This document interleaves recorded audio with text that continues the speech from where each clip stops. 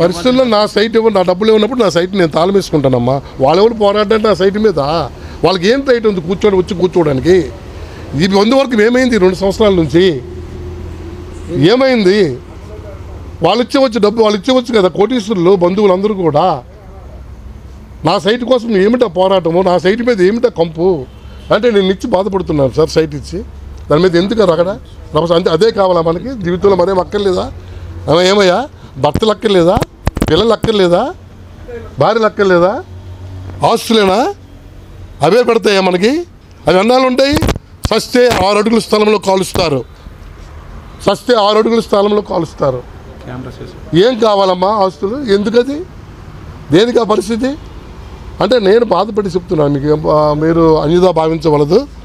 నేను బాధపడుతూ ఈవేళ చాలా బాధపడుతూ సామాజిక వర్గం నాశనం అవుతుంది ఏంటో వీళ్ళ వల్ల, ఈ సంఘటనల వల్ల ఈ మిగతా సామాజిక వర్గాలు కూడా చీకొట్టుకునే పరిస్థితి ఏర్పడుతుంది. కాబట్టి ఇప్పటికైనా సరే చక్కగా పరిష్కరించుకొని ఫుల్ స్టాప్ పెట్టుకొని ఎవరింటికి వాళ్ళు వెళ్ళి హ్యాపీగా కొద్ది రోజులు హ్యాపీగా ఉండి తర్వాత ఈ పెద్దలు వచ్చారు. 100 మంది కార్యకర్తలు వచ్చారు. మొదటిసారి తిరస్కరించారు, రెండోసారి మళ్ళీ వచ్చారు. అన్నని ప్రాధేయపడ్డారు. ఆ బాబా గారు మాటలు బట్టి, ఆయన సాయిబాబా భక్తుడు, బాబా గారు మాటలు బట్టి నాది ప్రామిస్ అన్నా నేను ఇచ్చుకుంటాను అమౌంట్ అంటే ఆయన మాటల మీద ఇచ్చాను. ఆ సంబంధించిన చెక్కులు నాకు ఇచ్చారు, వెళ్ళిపోయారు. ఈవేళ వరుసగా ఇవ్వలేదు కాబట్టి ఈవేళ నేను సమాజం బయటకు వచ్చి ఏమైనా రేపు వాటాలు వేసుకొని పంచుకొని దుబ్బేస్తారేటో, పోతారేటో, నా అమౌంట్ మింగేస్తారు అంటే ఏటవుద్దు అని భయంతో. అంటే భయం కాదు, అక్కడ ఏమైపోదు అంటే అందుకు నేను రేపు వెళ్ళి అంటే రేపో నాడో నాకు అమౌంట్ ఏమో తాళం వేసుకునే పరిస్థితి ఏర్పడుతుంది. తప్పనిసరిగా నేను ఆ పని చేయడానికి ముందుకెళ్ళాలనుకుంటున్నాను. బాబు ల్యాండ్ 8/8/2023 ఆగస్టు 8, 2023లో నేను అది రిజిస్ట్రేషన్ చేయడం, నేను నా కుమారుడు అందరం కలిసి రిజిస్ట్రేషన్ చేయడం జరిగింది. దానికి సంబంధించిన డాక్యుమెంట్స్ అన్నీ కూడా నా దగ్గర ఉన్నాయి. రిజిస్ట్రేషన్ డాక్యుమెంట్స్ కూడా మీ వాట్సాప్లో చూపిస్తాను. ఏంటంటే అరువు రిజిస్ట్రేషన్ కాబట్టి నాకు చెక్కులు ఇచ్చారు. అరువు రిజిస్ట్రేషన్ మీద చెక్కులు ఇచ్చారు. నాది తప్పే, అరువు రిజిస్ట్రేషన్ చేయకూడదు. కానీ మరి ఈ అమౌంట్ అంత ఇది నా భార్య పేరున ముందున్నటువంటి చెక్కు, మిగతా నా పిల్లల పేరున ఉన్నవి. మరి 2 చెక్కులు మా పిల్లలకి ఇచ్చాను. అంటే ఎప్పుడు క్యాష్ ఇస్తే అప్పుడు వేసుకోమని చెప్పాను.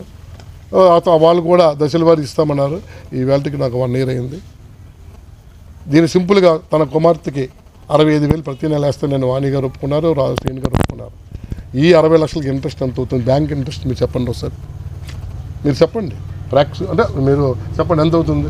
బ్యాంక్ ఇంట్రెస్ట్ వేసుకుని ఒక 60,000 రూపాయలు నా అకౌంట్లో వేయాలా? కానీ ఏనాడు కూడా నేను వడ్డీలు డిమాండ్ చేయలేదు. ఎప్పుడు ఇస్తే అప్పుడు తీసుకుందని చెప్పి. అంటే సమధర్మము సమన్యాయం అంటారు, అవునా కాదా? ఈ వేళ నా అమౌంట్ నాకు ఇచ్చేవచ్చు కదా. మరి వాణి గారు డిమాండ్ పెట్టే కదా 1,40,00,000 రూపాయలు ఇచ్చానంటున్నాడు అతను ఈ 1 yearలో. వీళ్ళకి చూసుకుంటారు. అంటే నేను అనేది ఏంటంటే ఏమిటి ఇందులో ఉంది? ఎవరో థర్డ్ పర్సన్ ఎంప్లాయర్ అంటున్నారు. థర్డ్ పర్సన్ మీరే ఎంటర్ చేసుకున్నారు. సరే అవి మనకు అనవసరం. మీరు అనేది అడిగేది నాకు 5వ ట్విస్ట్, 5వ పాయింట్ మీద అడిగే అర్హత ఎవరికి లేదు. అది నాకే ఉంది. నేను రాయించుకుంటాను తిరిగి కావాలంటే. వాళ్ళు మిగతా కోరుకోమని ఉంటాయి. లేకపోతే శ్రీని గారు వెళ్ళిపోయే వాణి గారి ఇంట్లో, అంటే శ్రీని గారు ఇల్లే కదా అది, అక్కడ ఉంటారో ఎక్కడ ఉంటారో 90 తాళం వేసిన అది ఎక్కడికి వెళ్తారో నాకు అనవసరం. కాబట్టి మరి ఇందులో నేను కూడా ఎక్కువగా మాట్లాడాను, నిశ్చయించుకోలేదు. ఇప్పటికే నన్ను రకరకాలైనటువంటి మాటలతో ఫోన్లు వస్తున్నాయి, నేను పట్టించుకోను. నా సంగతి మీ అందరికీ తెలుసు, ఎంతోమంది